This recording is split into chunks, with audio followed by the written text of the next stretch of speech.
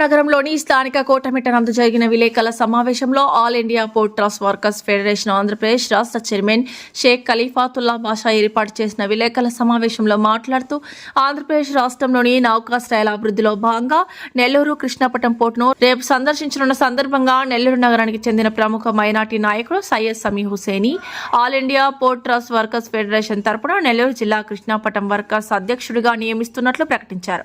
ఈ సందర్భంగా ఆయన మాట్లాడుతూ కృష్ణాపట్నం పోర్టు నందు కార్మికులు సిబ్బంది ఎదుర్కొంటున్న సమస్యలు పరిష్కరించేందుకు ఆయన చేసే సూచనలు ప్రభుత్వ దృష్టికి తీసుకువెళ్లి కార్మికుల పరిష్కారానికి కృషి చేస్తామని తెలియజేశారు.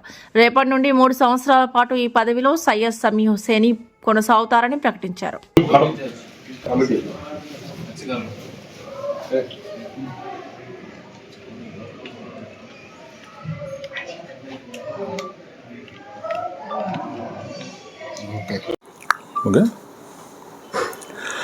ముందుగా మీడియా మిత్రులకి నమస్కారములు. నా పేరు Khalifatullah Basha, All India Port Trust Workers Federation AP చైర్మన్గా బాధ్యత నిర్వహిస్తున్నాను.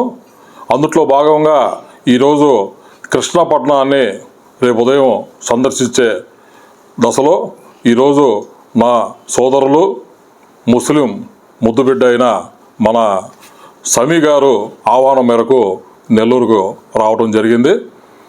ఈ సందర్భంగా మీడియా సమావేశం ఏర్పాటు చేసుకున్నాం. ముఖ్యంగా మన ప్రియతమ ప్రధాని నరేంద్ర మోడీ గారి నేతృత్వంలో అన్ని వర్గాలకి చెందిన ప్రయోజనం చేకూర్చే విధానంలో భాగంగానే ఇండస్ట్రియల్ ప్రాధాన్యత ఇస్తూ మన రాష్ట్రానికి కూడా మన నౌకాశ్రయం అభివృద్ధి కోసం మా పెద్ద ఎత్తున నిధులు ఇవ్వడం జరిగింది. మన ప్రియతమ ముఖ్యమంత్రి వర్యులు నారా చంద్రబాబు నాయుడు గారు కూడా నౌకాశ్రయం అభివృద్ధికి ఆయన కూడా ముందున్నారు అభివృద్ధి చేయడానికి. అందుట్లో భాగంగా ఈ మధ్యనే ఒక కాకినాడ పోర్టులో మన సన్ మెరీన్ అనే పోర్టు సంబంధించిన రీసైక్లింగ్ వ్యవస్థలో భాగంగా అక్కడ జపాన్ నార్వే సంకేతికతలతో ఎలక్ట్రానిక్ షిప్పుల తయారీకి 800 కోట్ల రూపాయలతో మంజూరు చేయడం జరిగింది. దానికి ప్రధాని నరేంద్ర మోడీ గారికి, మన షిప్ అండ్ వాటర్ కేంద్ర మంత్రులైన సోనోవాల్కి, అలానే మన సంతోష్ ఠాకూర్కి, మన ముఖ్యమంత్రి నారా చంద్రబాబు నాయుడుకి వాళ్ళందరికీ కూడా కృతజ్ఞతలు తెలియజేసుకుంటున్నాం.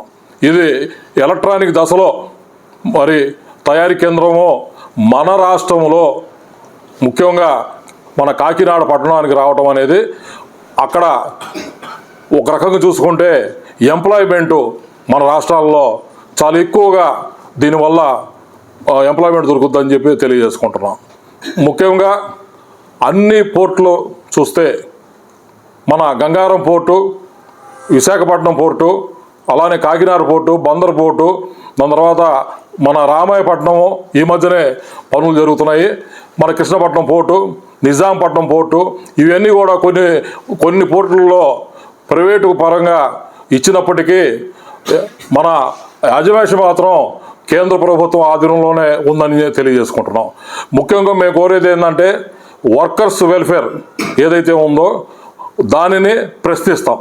మనం ఈ వర్కర్స్ అంటే మత్స్యకారులు, ఏ పోర్టు ఏరియాకు సంబంధించిన ఏరియాలో ఉన్న ఎక్కువ మంది మత్స్యకారులకి అక్కడ పోర్టు ఏదైతే కంపెనీలు ఉన్నాయో, పోర్టుకు సంబంధించిన కంపెనీలు ఏదైతే ఉన్నాయో వాళ్ళకి ముఖ్యంగా ప్రాధాన్యత ఇవ్వాలనేది మా యొక్క డిమాండు. నాకు కూడా కేంద్ర ప్రభుత్వము నియమించింది మన వర్కర్స్ వెల్ఫేర్ కోసం.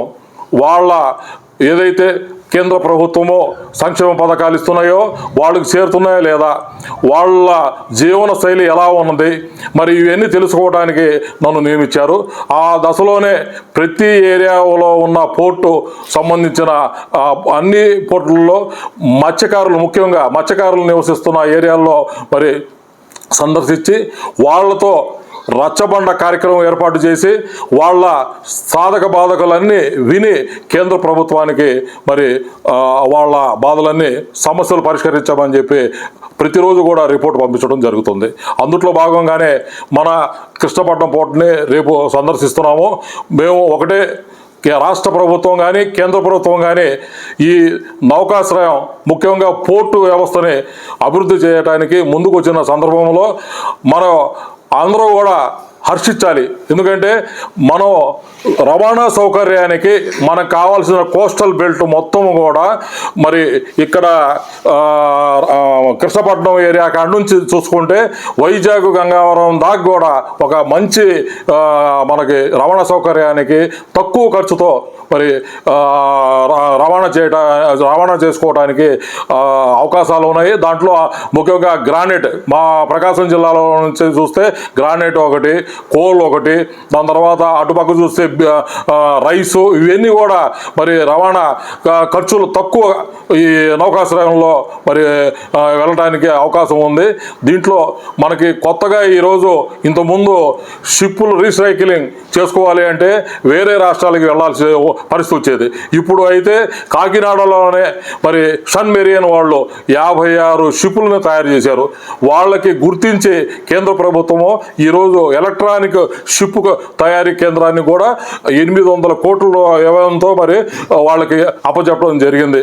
ఇలాగ చూసుకుంటే మనం ఈ కేంద్రంలో ఉన్న అనేక రాష్ట్రాల్లో కూడా ఈ సముద్ర మార్గాలు ఏదైతే ఉన్నాయో అన్నిట్లో కూడా మన కాకినాడ ముందంజలో వస్తుందని చెప్పి నేను తెలియజేసుకుంటూ, అలా వ్యక్తి ఎవరైతే ఉన్నారో సామాజిక బాధ్యత ఎవరైతే వాళ్ళు సమాజ సేవ చేస్తారో వాళ్ళని ఒక పోర్టు ఇన్ఛార్జిగా, ఎందుకంటే కార్మికుల బాధలు తెలుసుకోవాలంటే ఇలాంటి వాళ్ళు కావాలి అనే దృష్టితో ఆయన నాకు వద్దు, నేను బాధ్యతను నిర్వహించలేమో అనే అన్నా కానీ, లేదన్నా నువ్వు ఖచ్చితంగా ఆ బాధ్యతని నిర్వహిస్తావు, కార్మికులకు మనకు న్యాయం చేయాలి కాబట్టి నువ్వు ఈ బాధ్యతను తీసుకోమని చెప్పి ఈయన మన సమీ గారికి రేపటి నుంచి అమల్లోకి వస్తుంది.